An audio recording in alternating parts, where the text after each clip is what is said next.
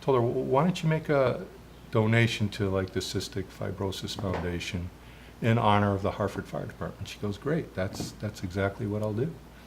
And everything was fine, and throw the ladder back up on the truck.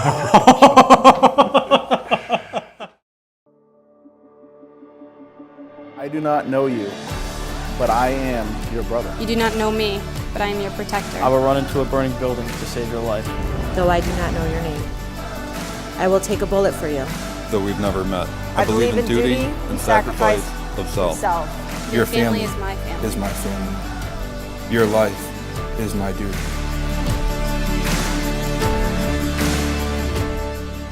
What's going on, guys? It is time for another episode of Behind the Uniforms. Today, I am honored to have a veteran and a firefighter here with me.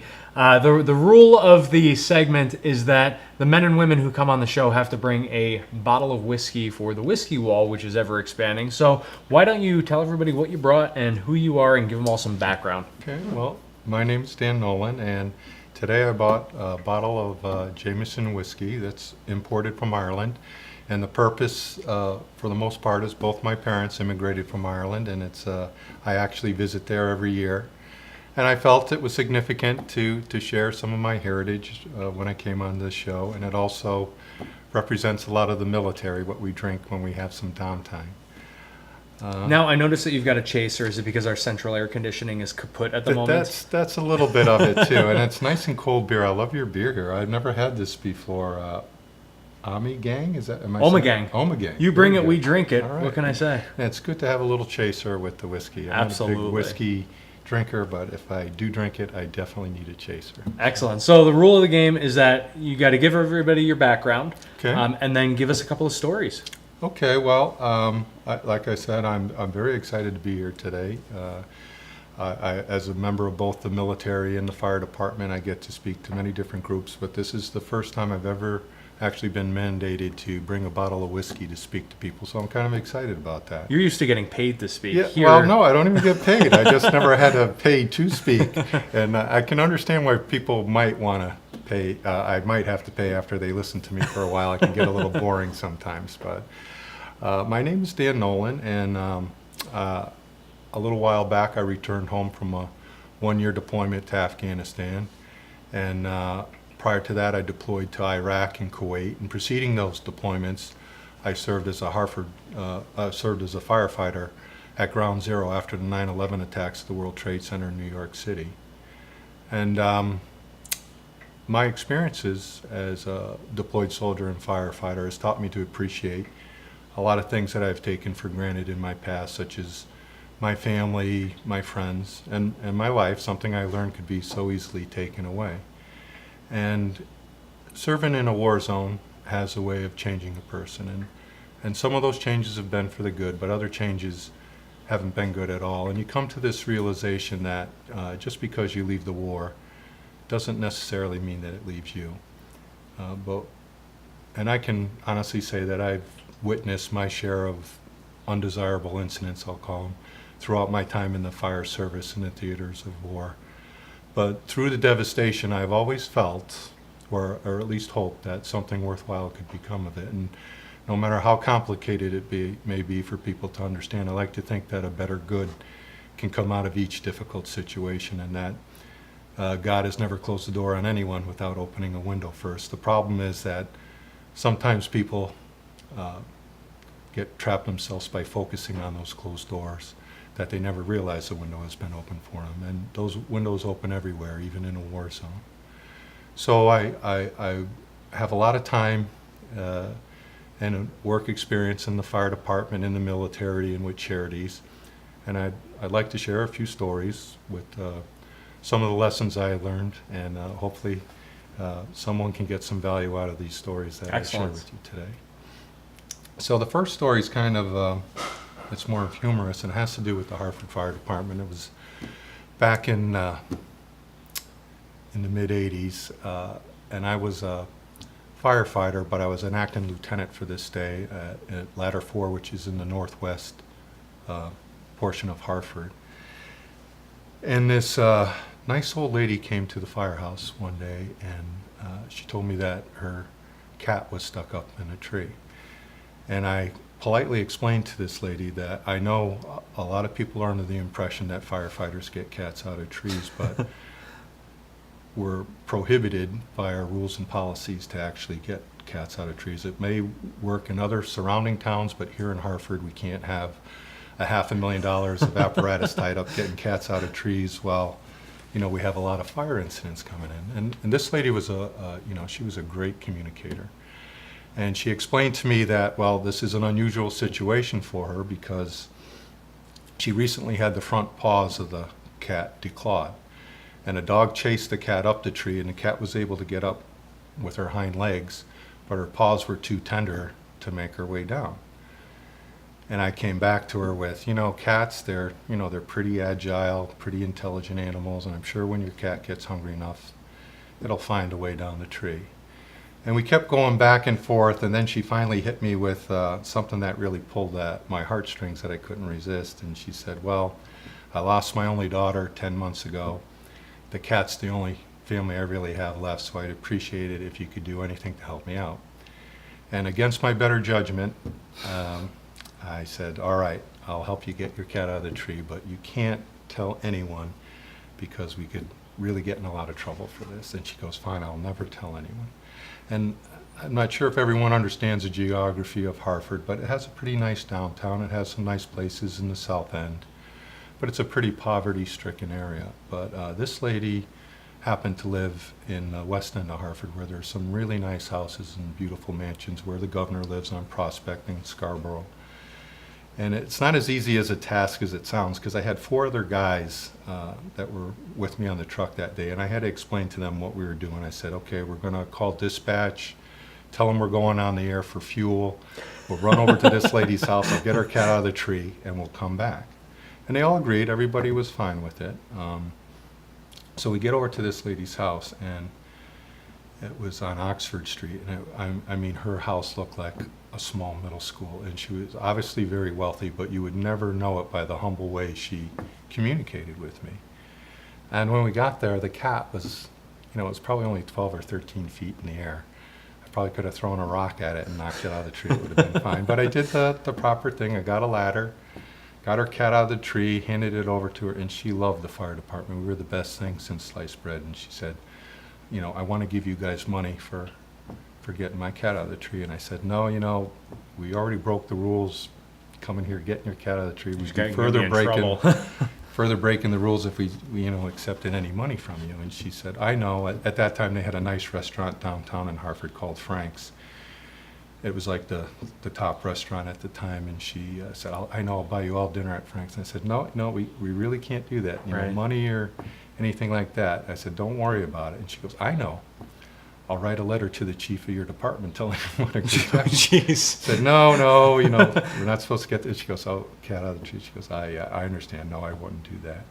But she wanted to do something, so I told her, well, why don't you make a donation to like the Cystic Fibrosis Foundation in honor of the Hartford Fire Department? She goes, great. That's exactly what I'll do.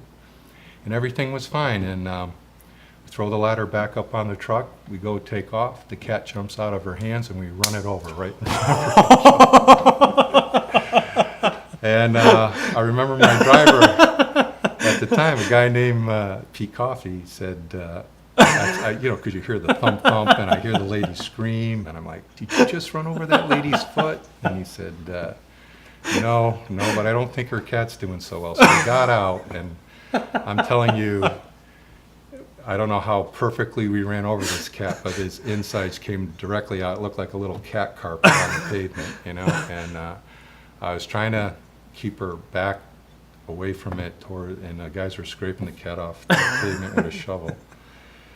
And, it was just a good intention that went wrong, and there's a reason why policies are in place. But I have to tell you, we were scared. I won't deny that. I'm sorry I laughed at you. No, This is spectacular. and I think it's funny now. It wasn't funny at the time for us, and we think, we're going to be in a lot of trouble. So the next morning, I went to the Humane Society. I got her a kitten.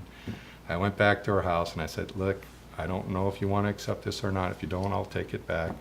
And I don't think it'll replace what you had, but I felt really bad, and I wanted to offer you this kitten. And she did take it, which I felt a little good about, but I never checked to see if she made the donation to the Cystic Fibrosis Foundation. I left it alone. That's spectacular. So, All right, love it. That's story the number first one. Story. The second story I have to you is a little more serious. It was quite more serious, I should say. While I was serving in Baghdad in 2007, there was, during the war, it was a difficult time for a lot of people, and that was probably the height of it, where the most deaths took place and whatnot. And it's a year we caught Saddam Hussein, and there was a lot of uprisings. And but before I get into the story, I wanted to just talk about the word chain. And I know people define the word chain in many different aspects of their lives, like in law, they have the chain of evidence. In the fire department, in the military, we have the chain of command. But primarily what I want to express is the chain of events and how they affect your life for both good and bad. And I remember a time when I was about 12 years old. I was watching a sitcom on TV known as MASH, which is about a mobile Army surgical hospital during the Korean War. But the moment I'm talking about wasn't really of a comical nature. It was actually quite serious. One of the characters on the show, a guy named Colonel Blake, was trying to console a doctor, Captain Hawkeye Pierce, about a friend of his who died on the operating table during the war. And Hawkeye had a hard time, trying to comprehend why his friend had to die. And Colonel Blake told him, I can't tell you why your friend died. All I can tell you is what was taught to me, the rules that were taught to me at the Army War College. And rule number one is, in war, young men will die. And rule number two is, nothing can ever be done to change rule number one. And I thought about that moment quite a bit, especially when I was deployed. And I found it peculiar how people seem to accept the joys in their life as well as the tragedy without considering the chain of events that led up to them. And when I was in Baghdad, I was attached to a combat engineering unit, a company out of Puerto Rico. And they did route clearance missions in Baghdad. And one day when they were preparing for a mission, one of their young soldiers, he was only 18 or 19 years old, a guy by the name of Jones, Private Jones.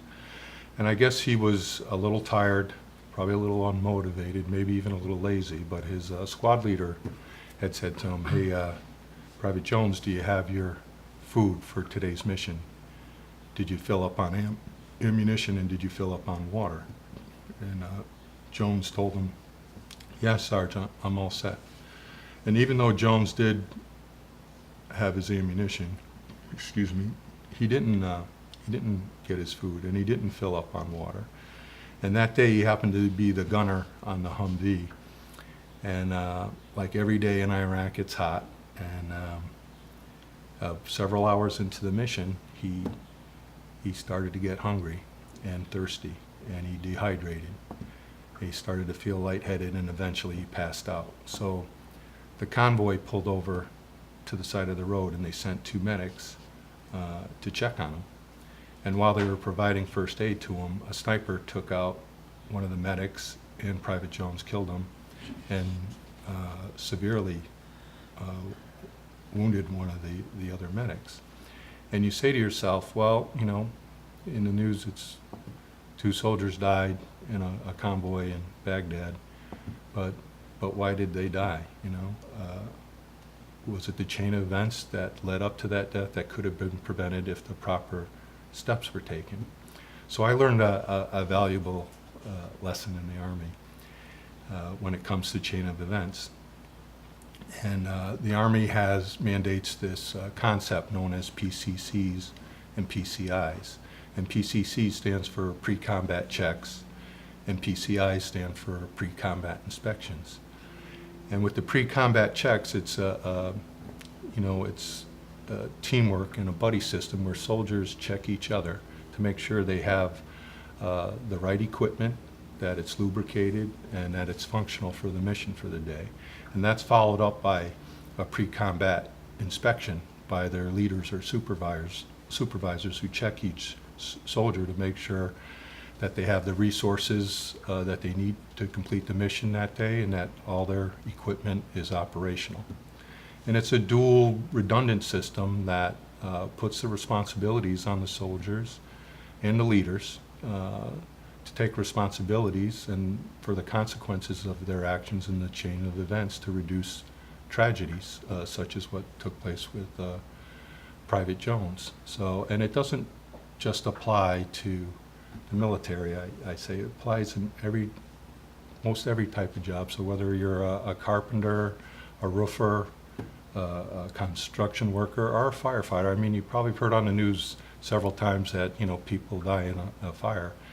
But we're the chain of events that led to those deaths. You know, could it been that, you know, the homeowners decided to take the batteries out of the smoke detectors? Sure. Was it the firefighters didn't check the tools to open the hydrant, and they didn't have the proper tool to open the hydrant, couldn't establish a water supply to get water on the fire in time? Or the chainsaw, they didn't check it for fuel, you know, and they go to open the roof, the saw runs out of gasoline, they can't properly ventilate the roof in order to have people escape on time. So I like to have people realize the impact of the decisions that they choose to do or not do that can make a difference in a life and death situation, thinking that a small task may not seem like much, but it can make a difference. And I know it may never change rules number 1 or 2 of the Army War College, but it can reduce tragedies and injuries significantly if people take responsibility for their actions. It's a good life lesson there. The final story, and I actually shared this story with you when we talked over the phone, is how I got involved with charity. Mm-hmm. And as I told you, I got involved with charity for all the wrong reasons. And it's unfortunate because it's a little embarrassing to me to talk about, but it's the truth, and sometimes it needs to be heard. And hopefully someone can learn a lesson from this story, not to be selfish like I was back in the day. So the way I got involved was I was working in the Hartford Fire Department, a place called Ladder 1 on Pearl Street, and this nice gentleman came into the firehouse one day, and he was, his name was John Nolan, and he was the president of the Leukemia Society of America in the North Chapter of Connecticut. Excuse me. And he said he wanted to plan an event at City Place, which is Connecticut's tallest high-rise building, and he wanted to get firefighters and police involved to compete against one another in surrounding towns to raise awareness for leukemia and raise some money for research. And we were like, oh yeah, that sounds great to us, you know, we're the biggest fire department in the state, City Place is in our backyard, and we'd love to join in. So you're saying a challenge, right? It was a challenge, and that was it, you know. And in the first several years, it was great, you know, because, like I said, we had the biggest pool of people to draw from, and every year during the competition, you know, we'd come in first, second, third place teams and individuals, and you know, you get a trophy and your name in the paper, and it was great. But somewhere around like I think it was like the 4th year, one town over, West Hartford, they came in one year and they cleaned our clock. You know, they took the first, second, third place teams, first, second, third individual, and we were upset, to say the least. I'll tell you that. And we were like, this is never going to happen again, you know. And the next year, we trained nonstop. We probably took one day off, and when the day came, we handed them their heads. You know, that we beat everyone, and it was great. You know, we were all proud of ourselves. But I ran so hard up the stairs that day that I felt really ill when I got to the top, and I was very nauseous, and I didn't want anyone to see me get sick because of my ego. You know, so. There's a mezzanine level there at City Place, and I went down to it trying to catch my breath, and I was on one knee in this this lady approached me. She was like in her early 50s, very, very attractive lady. And she just tapped me on the shoulder and said, don't mean to bother you. I just wanted to thank you for coming out here and supporting, the Leukemia Society and, the research they're doing. And I'm like, oh yeah, it's a great cause, happy to do it. And she just kept throwing compliments at me, like, well, I know that you're a firefighter and you guys already do a lot for the community, and for you to come out here and support leukemia, it really means a lot. Really admire you for that. And I'm like, yeah, well, we like to do what we can.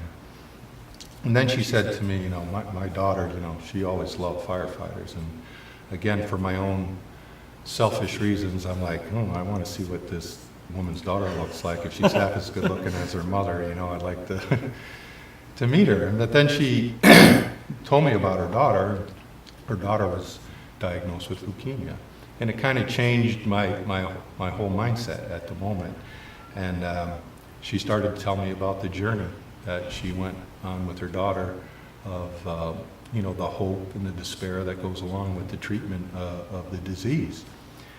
And when she talked about the hope that her daughter had, a few times went into remission and things were looking good that she may live a normal life, but then she talked about the despair that, the treatments, the nausea, the losing hair, and other kids making fun of her, and she talked about so many different things that a lot of people probably don't consider.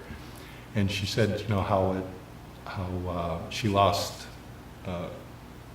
control of her daughter's life. She said before she could choose what food she was going to eat, where she was going to go to school, what clothes she was going to wear, all these, where they were going to go on vacation, leukemia took all that control away from her.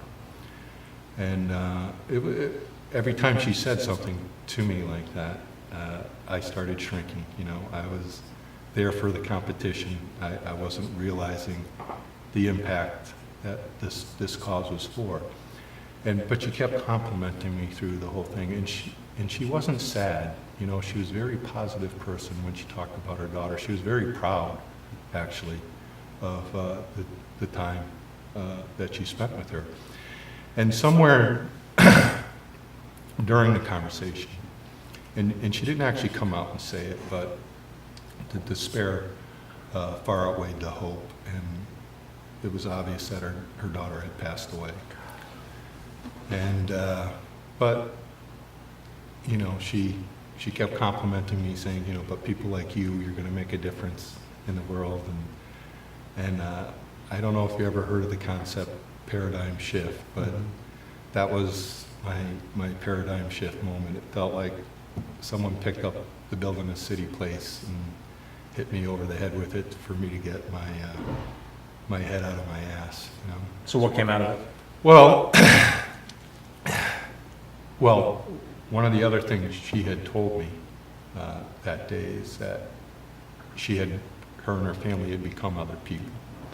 And I didn't quite know what she meant when she said that. And she explained to me, well, everybody hears about diseases of cancer and leukemia, but it never really happens to you. And she goes, it happens to other people. And she goes, when it happened to my daughter, we became those other people.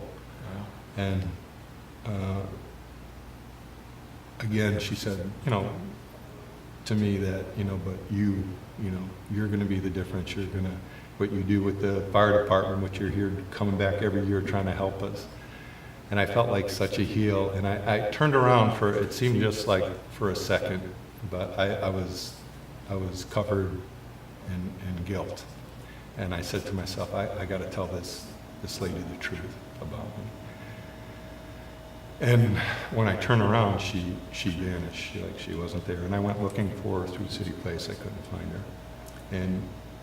And the following year, she never showed up again. And I don't know if it was an actual angel that was meant to send me a message, but if it wasn't, it was the closest to an angel that Sure seems like that I'll ever meet. So So now you're very active. Well, from that day forward, I never competed again. You know, that was it. It was all for the cause. You know, and I'm involved now with the Leah's Foundation for leukemia research, and we do two primary things. We have our research is obviously trying to find a cure is our majority of where our funds go. And unfortunately, it's not tangible. You know, people don't see a cure with test tubes and things, so it's kind of difficult to fund. But we also do a thing called patient services and life assistance, where we help out families that are experiencing financial difficulty because, you know, just like co-pays of insurance and prescriptions or mileage back and forth to the hospital or hotel stays when their children go through bone marrow transplants and stuff like that.